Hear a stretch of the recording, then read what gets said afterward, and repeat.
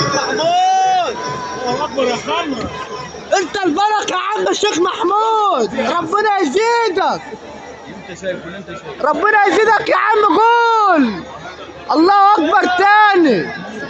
سيب على الله بس. هو انت يبقى على حسابك ولا ايه؟ ترجع ولا بالتمكين بتاعك ده. تعاليك. طول ما راجع